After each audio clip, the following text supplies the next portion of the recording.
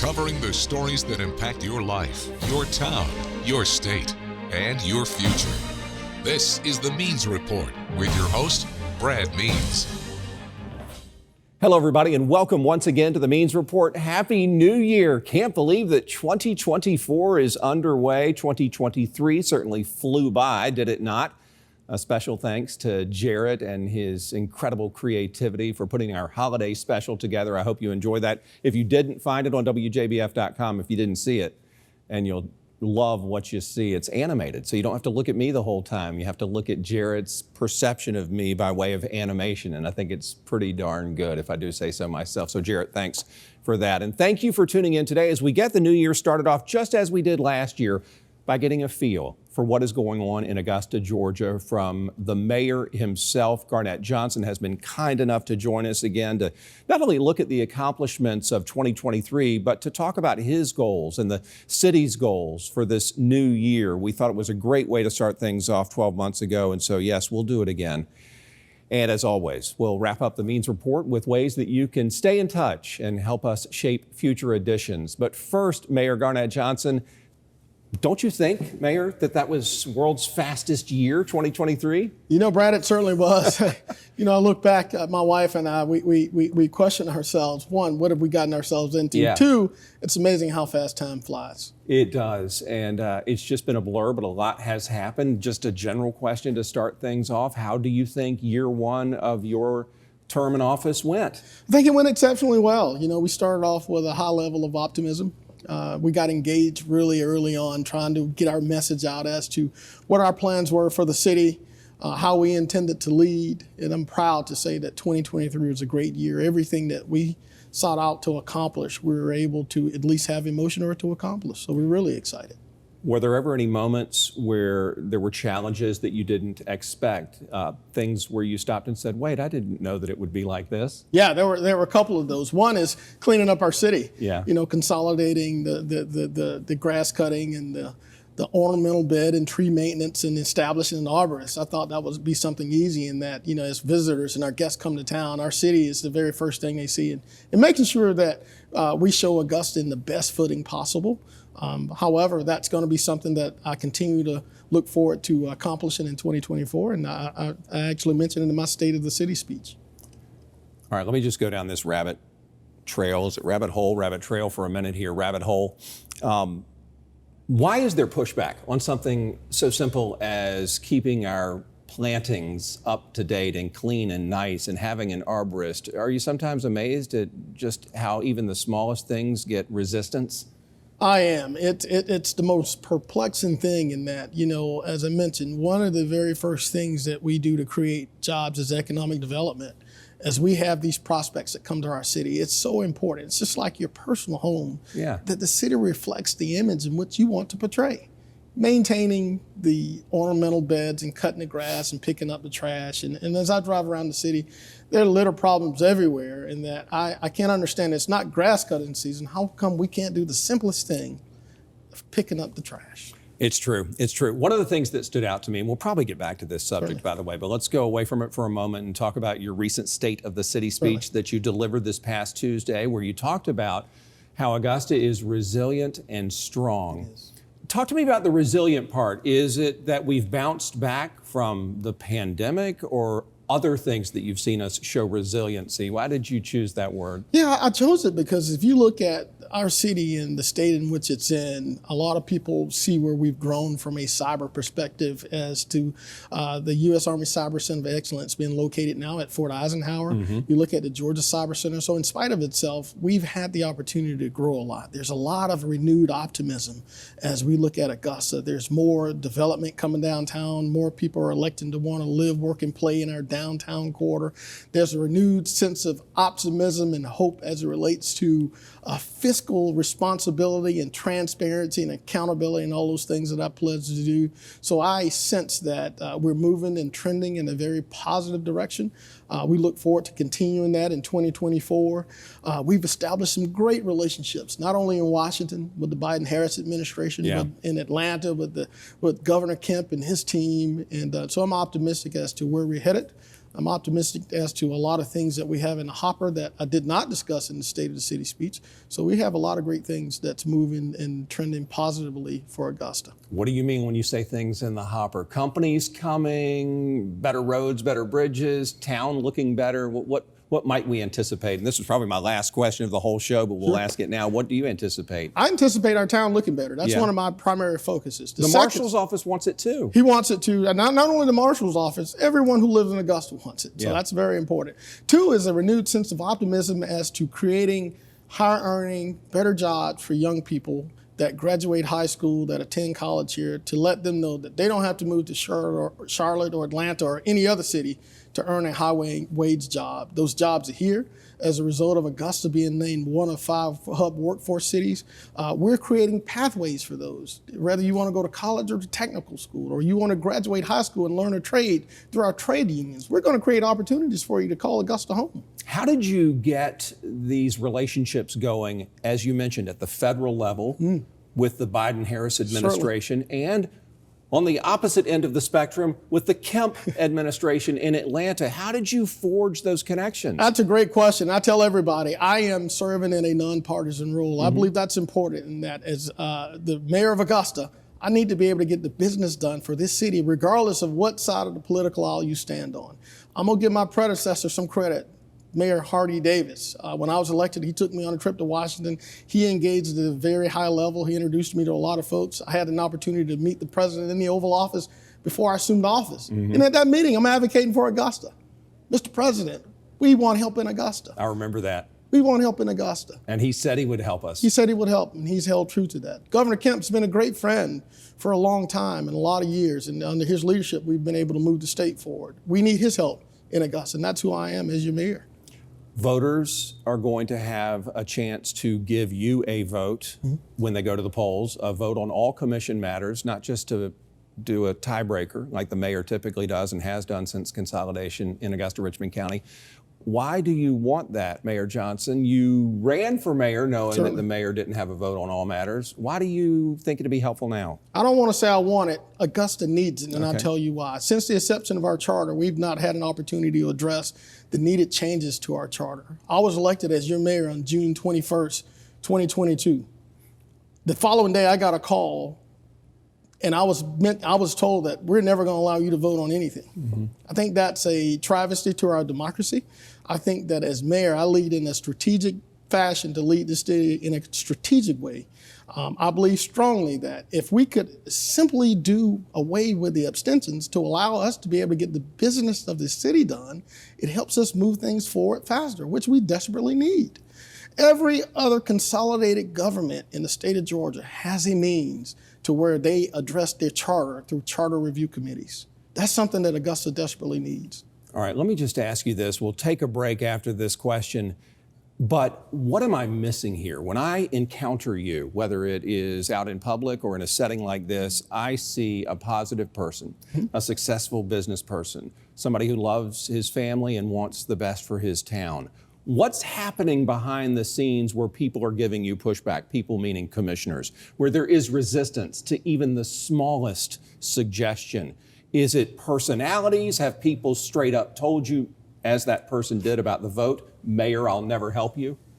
You know, it's tough to figure out, but I think a lot of it's politics. I'm just going to be honest. A lot of it's partisan politics, which has no business in Augusta politics. How can it be partisan, though, when you have shown that you're willing to work with both sides? Biden, Kemp, how can people play partisan politics with you? They look at the city of Augusta and see it's pretty much a Democratic stronghold. And I love Augusta. I am a business owner. I believe in doing what's in the best interest of this city to move this city forward. That's who I am. That's who I've always been. However, others don't believe that way. They believe that somehow everything has to be partisan when it comes to local politics. I'll never believe that. I strongly believe that as this mayor serving in a nonpartisan role, I have to have relationships with whoever I need to have relationships with to move this city forward. I am all Augusta first. All Augusta. So are you hopeful then, if I'm reading between the lines, and again, let's be fair, you've only been in office 1 year, and only 25% of the way through term one. Are you hopeful that bridges can be mended, fences can be mended, that healing can take place, and that you and the entire commission or at least most of it, can act as one. I think so. I think that day's coming. Things are getting better. Elections come and elections go, and we'll see. We have a very important election on May 21st, though. And the first step in creating a better Augusta, I believe, is having the mayor to have an equal vote. Let me make that clear. This is an equal vote. This is not any additional authorities granted to the mayor. This does not include veto powers. This does not include any expanded powers. As the only countywide elected member of the entire commission, I don't have a vote. Mm-hmm. A member of the commission can get up and walk out of the room, or they can vote present, and the mayor does not have a vote. And I think that is not good for our democracy. Yeah, and your chance to have a say in that is coming up, as the mayor mentioned, in just a few short months. When we come back, we'll look into the crystal ball for 2024, see what the mayor hopes can happen to our great town as we go forward on the Means Report.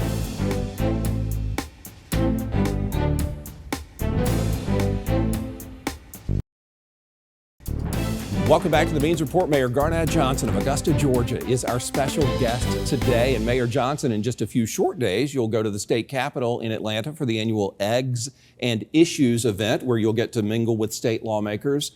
Does our city have a wish list to present to them? We certainly do. And last year, for the first time in many years, I invited my colleagues as well as the interim administrator to just have an opportunity for us as a commission to get together to meet our state legislators in a less formal setting. Some of our wish list this year is going to be one that in which I just addressed with George, is creating the opportunity to have a referendum for our voters to decide if we want to have Sunday alcohol sales outside of the one Sunday a year that's been mandated by the state of Georgia.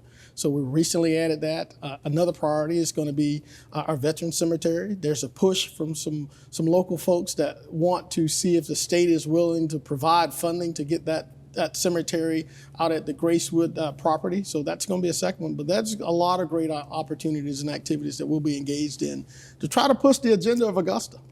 One of your predecessors and my immediate predecessor, Mayor Bob Young, yes, has spearheaded this Veterans yes, Cemetery idea. Do you think it might happen? I think it would be so special. I think it might, in that, Bob certainly has what I consider re-energized himself in his effort towards getting this done. He's been traveling the state, meeting with appropriations chairmen and meeting with state legislators. I think he's found a new path. He's asked us as a city to add it to our legislative priorities because it has to have buy-in from all of Augusta in order for it to happen. According to him, I think he's met with the governor's office. The governor's committed to seeing it through so long as it makes it through the legislative session. So I'm optimistic. I know that y'all just got through with the budget process, and part of that budget obviously includes the Richmond County Sheriff's Office. Can you tell the viewers what the city is doing to try to make sure that we address the deputy shortage and get more officers on our streets? Yeah, I can. This year we included an additional $1.9 million for the Sheriff's Office for him to be able to retain, recruit new deputies. We do still have some challenges in our jails. As you know, we found a way through the URA, the Urban Redevelopment Agency, to kind of bond some money to create a new jail pod. I have a discussion about how we create a new jail pod. But there's certainly challenges, especially in our jails and with our sheriff's deputies. They deserve more. And as leaders of this government in this county, we want to make sure that the sheriff has all the tools and resources that he needs to provide safety to those that live in Richmond County. What about the homeless situation? This has been near and dear to your heart. I think we talked about it when we talked to each other a year ago and you'd just taken office. Can Augusta do something to help address that issue? I think we can. All the resources now that are flowing into our coffers, we're making sure that we provide equity to those that are experiencing homelessness. Unfortunately, it's not a problem that only plagues Augusta, it plagues this entire country. One thing that we're doing regarding that, and I mentioned this in my State of the City speech, is the unfortunate opioid epidemic in fentanyl. As a part of the settlement with the manufacturers, we're making sure that all of those dollars that we're receiving is put back into the community for the treatment for opioid treatment and fentanyl treatment. I was encouraged to hear what you had to say in your State of the City address about Dogwood Terrace. So if I'm hearing you correctly, and I was jotting down my notes furiously as you spoke, we're going to improve that area and give those folks better housing? We really are. So I mentioned it was built in April of 1959. That's unreal. My mother and her siblings lived there. Oh, she grew up there. She graduated high school while living in Southside Terrace on 3rd Avenue. I'm excited that this year we're going to receive demolition approval to demolish that facility, those buildings, and we're going to come back with something that's new and fantastic that certainly provides a better quality of life for those that live there. If you go there now, you see that that truly does not represent the spirit of Augusta, nor our Augusta Housing Authority. So I'm really, really excited about the plan to remove that property and redo it. Where would the people live while the demolition is going on? Do you know at this point, or is that to be determined? I do know.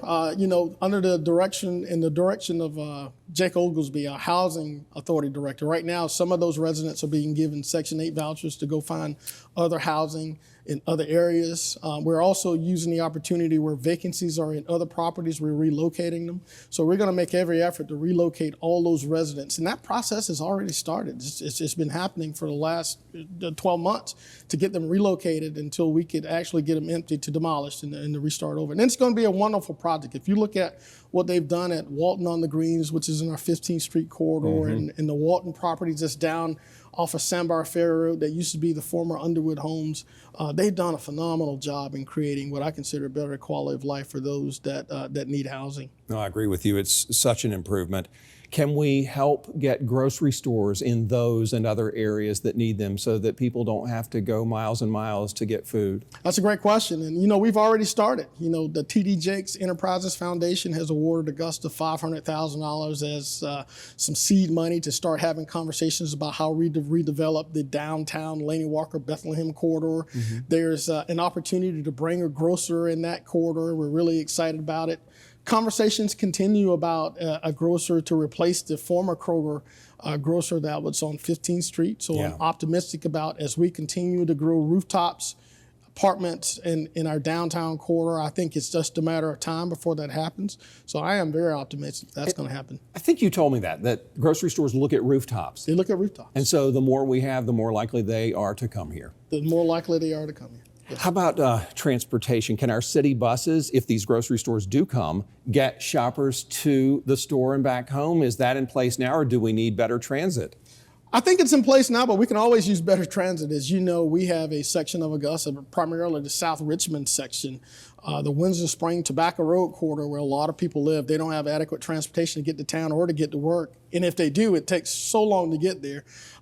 Through our transportation department, we've received some grant money that will allow us to do a pilot on what they call micro-transit services, which is great.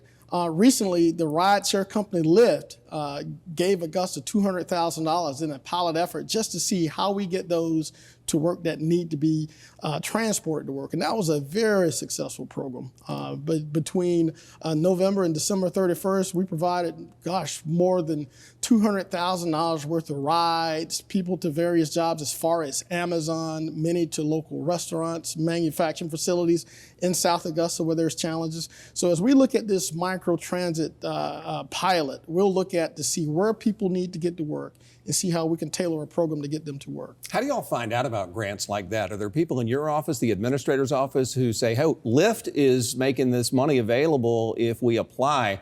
They don't just call you and say, y'all want this money, do they? It's a combination of both. The administrator's office has hired a grant writer, but as the mayor's office, as I told you, with our engagement in Washington and Atlanta, we're always engaged with our federal legislators, whether it be Senators Ossoff or Warnock, Congressman Rick Allen, in Governor Kemp's administration. We're looking at any way to get dollars that we help to improve the lives of those who live in Augusta. The Lyft rideshare company came as a result of the Biden-Harris Workforce Initiative, and there's going to be more to come on that. In 2024, we're going to have a grand announcement on how we're creating more dollars, more opportunities for those that live in Augusta to find pathways to good paying and good earning jobs. Let me ask you a couple of more questions. First of all, internet access. Is it where you want it to be? That's something that Governor Kemp and President Biden have both pushed hard, is to make sure everybody can get online if they need to. Is it going well in Augusta? I think it's going well in Augusta. Most of the focus has been on the rural and urban areas. Sure has. And certainly understand that. We can always do a better job in Augusta. As you know, as a result of the pandemic, when we had these students that unfortunately could not go to school, we were placing buses in parking lots and just trying to find these connectivity spots. In Augusta, I think we could do a little bit better. in that we could seek grant funding to certainly improve that. As you know, most restaurants now and most businesses have these hot spots where the public is able to get onto their networks, but we could do probably a better job as we look forward to, as we look as far as the city to do better with that. Mayor, you're so kind with your time. My last question is just a general one. What are your hopes and dreams for 2024 as we get this new year underway? How can our town become better under your watch? Keep the same sense of renewed optimism. Stay engaged locally. We have a lot of great things that are in the hopper for 2024. Get involved and engaged in the voting process, electing people that you feel certainly represent the spirit of Augusta and represent you and your districts. As mayor, it's going to be my job to continue the same sense of momentum, the same sense of urgency of getting things done, restoring the sense of pride in how our city looks and how it represents us as Augustans. And that's what I look forward to in 2024, and being actionable and accountable to the taxpayers. This year, we're able to pass on a 1% budget reduction to our voters and our constituents and our taxpayers. We're going to continue that same effort until we're able to deliver some of the simplest things that I pledged: accountability, transparency, cleaning our city up, and that's what we're focused on. Well, we appreciate you. A lot of optimism as the new year gets underway. And as the mayor said, anything you can do to help, please do. Mayor Garnett Johnson, thank you so much for being here. Thank you so much, Brad. I appreciate the opportunity. Absolutely. Anytime. When we come back, how you can help us get more great guests like Mayor Johnson. It's easy, and we will show you in just a minute.